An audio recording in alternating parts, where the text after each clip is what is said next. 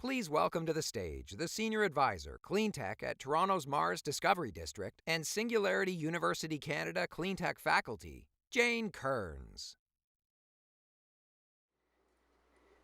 Well, hello, Edmonton.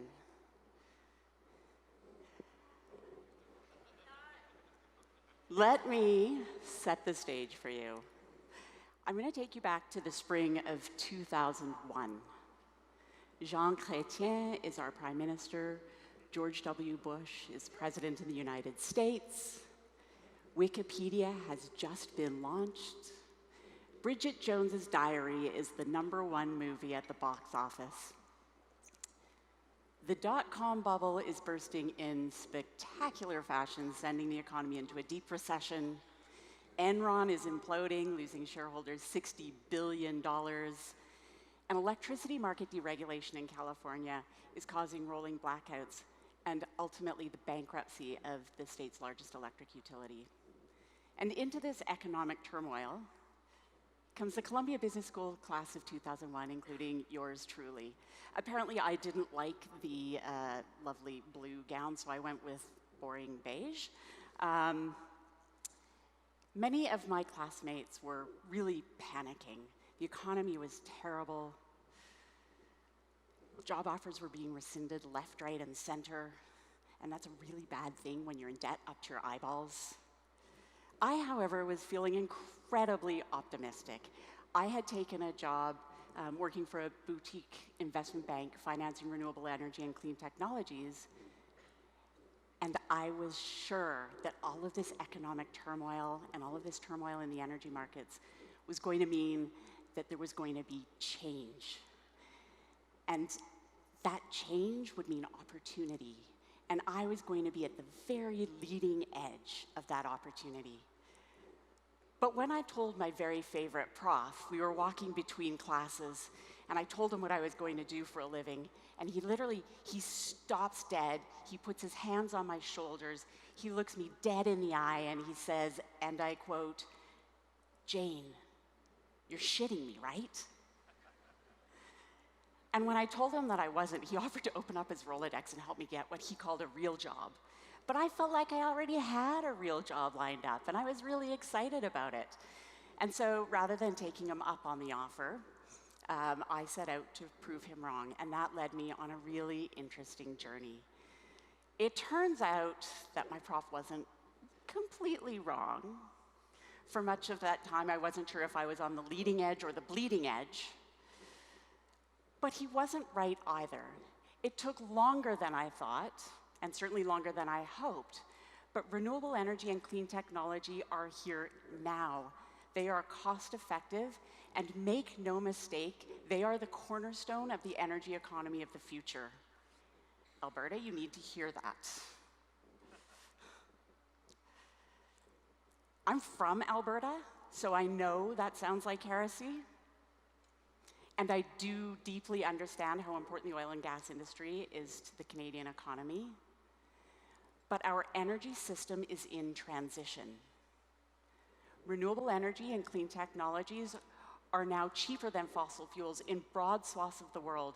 And by 2030, we expect to hit the tipping point where that is the case across the entire world. And this economic truth is driving change.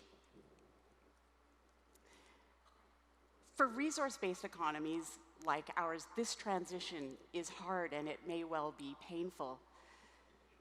But Canada, and more specifically Alberta, because let's face it, this is where the oil is, has to decide how it intends to stay competitive in an increasingly decarbonized world. There are lots of uses for oil and gas, but I'm going to talk to you about two of the main ones: generating electricity and fueling our transportation system. And I want to talk to you about how those are changing and how that's going to impact this province. So let's start by talking about the levelized cost of energy. Essentially, what all this does is look at the total lifetime cost of building and operating an energy-generating asset divided by the total lifetime output. So that is essentially just a proxy for the average cost that a generating asset has to receive in order to break even. And it's important because what it lets us do is compare the economics of all different types of generating assets.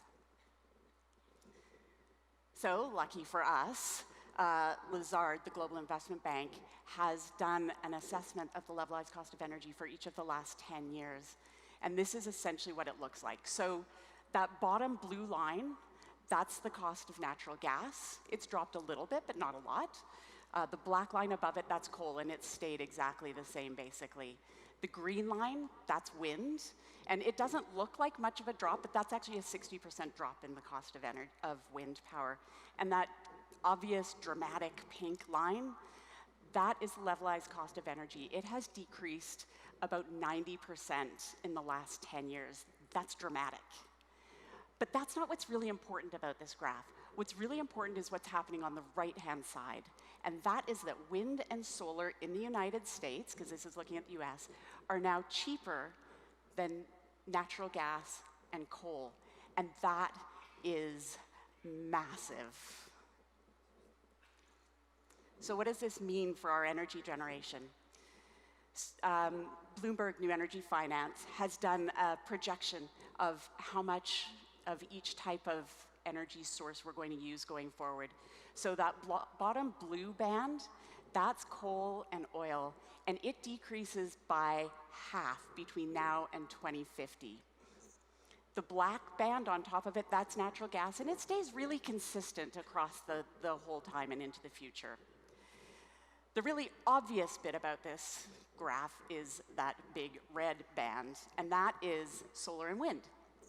So we go from really a very negligible amount of solar and wind today to the vast majority of our electricity coming from solar and wind in just 30 years. So in 30 years, we go from having 2/3 of our electricity generated by fossil fuels today to 2/3 coming from renewables.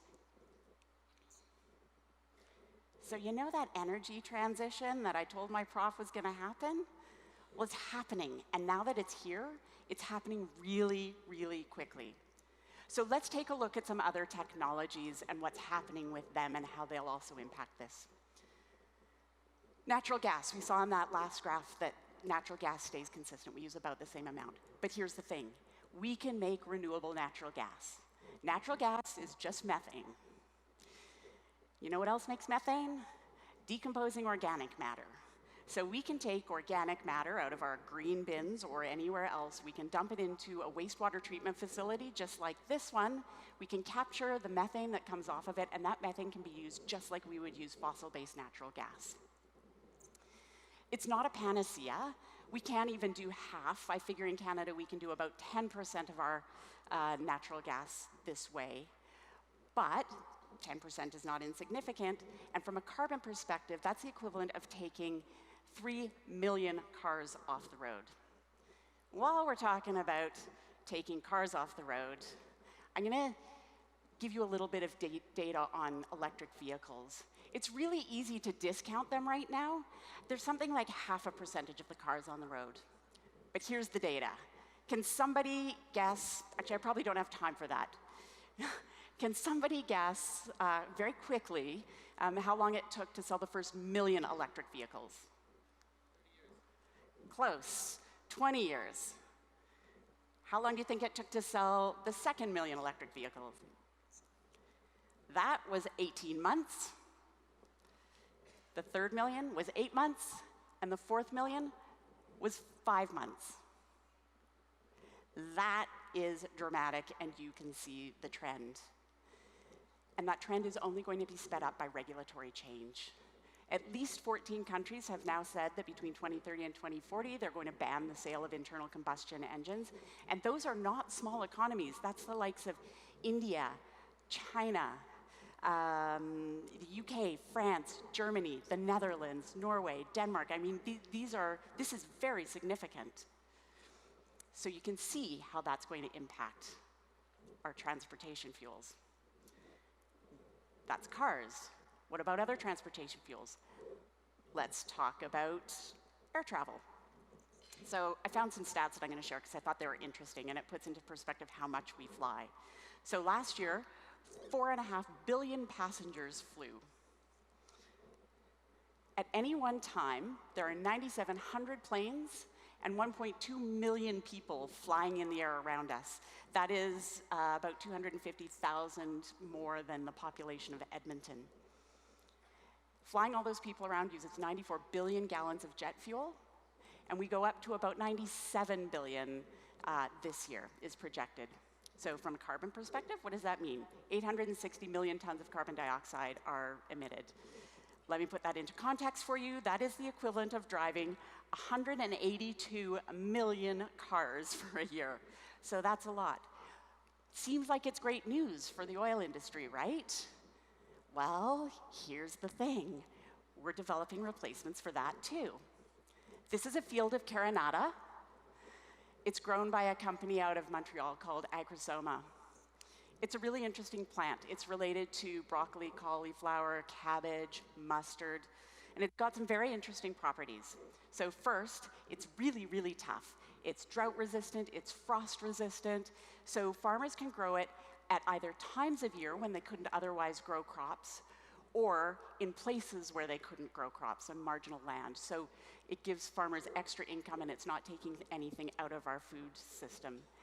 And it's got a really oil-rich seed. You can squish that oil out of that seed and you can turn it into jet fuel. And in case you think that this is a long ways off, last year Qantas flew an airplane 15 hours over the Pacific Ocean from Los Angeles all the way to Melbourne, Australia, and yes, that plane was full of people. And shortly after that, United Airlines flew a plane from San Francisco to Zurich. We can fly airplanes on plants. Now let's talk about other transportation fuels. Carbon engineering. They're in Squamish, British Columbia. It is, as you can see, truly the most beautiful industrial location ever. It's out on that point. And through some very interesting chemistry and some really well-known existing industrial processes, they are able to capture carbon dioxide out of the atmosphere and process it and turn it into liquid transportation fuels, gasoline, diesel, jet fuel. And because they're using as their basic building block carbon dioxide captured from the atmosphere, that fuel can be made to be completely carbon neutral. So just like that, we can make every plane, every train, every bus, every car completely carbon neutral. And what I find particularly interesting about this company is who its investors are. Some of them you'll definitely have heard of, in fact, probably all of them. The first guy in, the seed investor, was a guy named Murray Edwards, founder of Canadian Natural Resources. Second guy in, Bill Gates. And in their most recent round, where they just raised 90 million Canadian dollars, that round was led by Occidental Petroleum, Chevron, and BHP. So traditional investors and traditional industries are now at the table. So I hope I've been able to give you a little taste of the fact that our energy system is in transition. Renewable energy and clean technologies are here and they are cost competitive, and it's only going to get cheaper. This economic truth is driving change. We in Alberta would be very wise to remember the words of Sheikh Yamani, the former Saudi oil minister, who said, "The Stone Age did not end for a lack of stone, and the oil age will end long before the world runs out of oil." Alberta has a history of being extremely innovative. The oil sands, love it or hate it, is incredibly impressive. The fact that it is what it is today is a total testament to the ingenuity and determination of some people who saw an opportunity and decided that they were going to go out and make it happen in spite of the odds. It was really bold. I was a kid when that was happening. It was bold. But really, times are changing. The traditional oil sector in Alberta is going to have to change. We need to have a rethink. And so I challenge you. I challenge you to again be bold. I challenge you to find the opportunity in this energy transition instead of thinking of it as a threat. And I challenge you to help Canada find its rightful place in this new energy economy, because it is the economy of the future. Thank you.